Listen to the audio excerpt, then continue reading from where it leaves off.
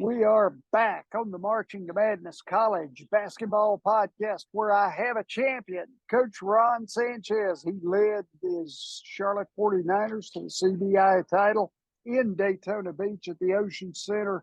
Finished up last Wednesday. They took a 71-68 victory over a tough Eastern Kentucky basketball team. Coach, that was quite a run there, winning 4 in a row at that level in a national tournament. It's the first time I think the 49ers have won a postseason tournament. It is. And it was hard, like you said. I mean, playing 4 games in 5 days is really challenging, so I'm really proud of the guys, proud of the effort that was put forward. But honestly, I'm really also thankful that, our athletic department encouraged us to play, in an event because our team had been playing really good basketball, to that stretch. And, we had that 1-point heartbreaker in the conference tournament and a heartbreaker double overtime versus UAB. Our league was so tough this season, and we did see a lot of positives. And I think that us playing in a postseason event, but not only playing in it, but, winning it, I think is something that we can use to continue the momentum forward, for the program as we build. Your guys were phenomenal in running through those 4 solid teams. You shot 64% from the floor against Eastern Kentucky and knocked them out. Ali Khalifa was the leader in that game. He had 20 points in 33 minutes, and he was 8 of 9 from the floor. Yeah, no, he played really well. He had an exceptional game. He didn't play great the games before that. So it was really nice to see him, kind of have a breakout performance in the most important game of the tournament. You had a 15-point halftime lead, and Eastern Kentucky cut it to 1 with just under a minute to play. Yeah. The ability, though, of your team to hold strong after they made that 9-0 run, and I think the strength of the team was insurmountable right there. It was, that had been our biggest challenge, to date. Like we played in, I think it was 12 games this season that were decided by 1 possession. Some of those we won, some of those we lost, but having an opportunity to be in that moment in a tournament at the end of the year, a title on the line and answering the call. And the player who made those plays was, honestly, it was Lakai Patterson. He was phenomenal down the stretch. He really helped us make some really big plays. And Isaiah Folks was another one. He made some really big plays down the stretch as well. And then we have a senior who was a grad transfer for us named, Trey Gibson. And Montre was great. He hit 3 huge 3-point shots in the last, 4 or 5 minutes of that game that really helped us, come out of there with the crown. You winning the tournament and then coming back, holding off Eastern Kentucky like you did, it kind of parallels the Conference USA tournament where you had the 1-point loss to Middle Tennessee State, and then you turn around to win the 4 in a row. No, absolutely. And that's why, our theme all season long has been, what did we learn and how do we get better? And it shows you that even into the last game of a season, you're always growing and improving. And I think that's the one thing about this team. This has been the most enjoyable team that I've had here, in all my time. They've been a great group of guys, man. They just continue to learn, they grow through adversity, they stay together, they're battle tested. Their unity off the court really showed, their performance on the floor. To get to the championship game with Eastern Kentucky, you guys had a 12-0 run midway through the second half to defeat a really talented Radford squad who finished second in the Big South Conference. You beat Radford 63-56. Jackson Threadgill and Lakai Patterson had a pair of triples in that run, so that they were in a clutch. Patterson and Bryce Williams, though, were your leading scorers that evening with 13 and 14 respectively. Yeah, no, and that's the one thing about this team. And we've had games where whenever we had, multiple double-digit scores, 3, 4 guys and 10, 12, 13, the team played, really, really, really well. Jackson was phenomenal that game. He got us off to a great start that game. He understands, what we do, how we play. And, he was kind of a catalyst, at the beginning of that contest to help us. Like I said, Lakai Patterson, I think, was honestly the most consistent player, the entire tournament. His consistent See, Radford brought a solid defensive team to the floor, as you guys are well known for. You gave up, I think, 62 points a game and allowed opponents to shoot just over 43% from the floor. Now, both Charlotte and Radford have a defensive. Does the strategy on the defensive end change, knowing you're playing another defensive team, or does the strategy just kind of takes an exit and gets back on the freeway? No, I think, you are who you are at that point in the season. I have so much respect, for that program and what he's building in his second season, Oh, finishing yeah. in the league.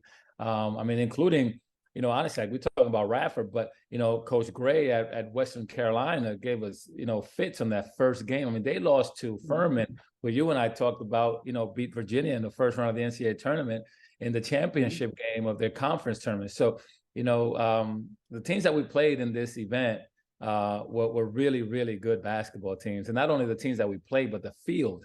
You had West Coast teams with, Coach Tim Miles at San Jose State, and he was the coach of the year in that league, and they had the player of the year in the league. So there were some really talented teams, and we all had to battle and compete. But from Western Carolina, to Radford, to Milwaukee, who also had a really, really talented squad, and then having to finish it off with Eastern Kentucky, who has a transfer from Charlotte, and he knew everything about us, and Cooper Rao, who wanted to beat us really badly.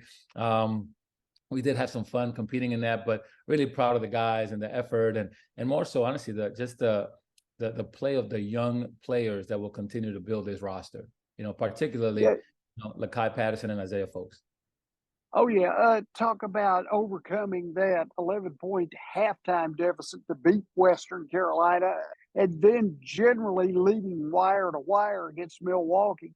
Bryce Williams had double-double against the Catamounts with 20 points and 10 boards. He also had 25 points in a win over the Panthers.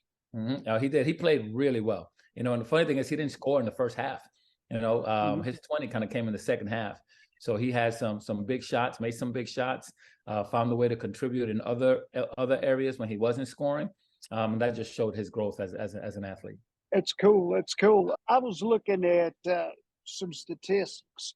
The 22 wins for the 49ers happens for the first time since the 2000-2001 season. Yeah.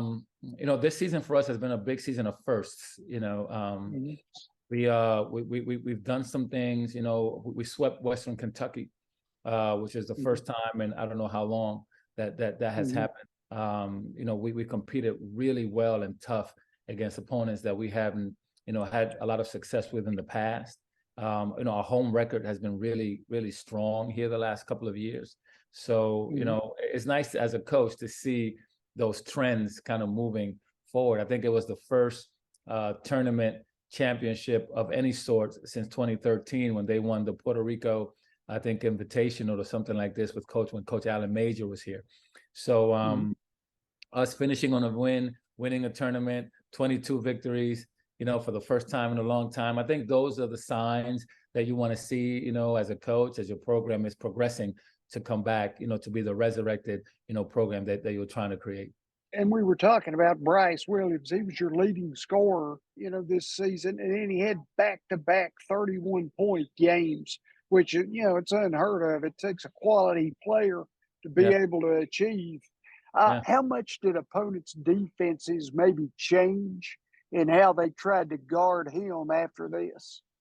Well, it changes. When you score 30 points, you get somebody's attention, and that's the beauty of the team where we were able to, really use the rest of our talent. Bryce was actually coming off the bench, for most of the year for us. So his performance was really coming off the bench, which is, a sign of how talented the other guys were around him. So for him to be able to garner that attention, actually open up the floor for guys like Khalifa and Threadgill and, Igor Milicic and Lakai Patterson to be able to do more. And I think those guys really took advantage of that opportunity. As we look at Conference USA this season, and we mentioned this off camera, you guys win the CBI. North Texas and UAB are in the NIT semifinals, which are tonight. And of course, Florida Atlantic has been amazing, getting to the Final Four. They've won 35 games on the season. Talk Yeah. about the night in, night out challenges in Conference USA has moved up to 10th as a league in the conference ratings on KenPom.com. Yeah, our league was tough. I said it all season long. This has been the toughest that the league has been since I have been here. I haven't been here for that long. And in talking to others that have been around for a while, they said this is the strongest it's been in a long time. I mean, I think right now in postseason play, our conference is like 15-1, unheard of. So I'm definitely proud of the fact that we're a member of such a strong conference, and cheering on, my colleagues who are doing well, and Andy Kennedy and Coach Grant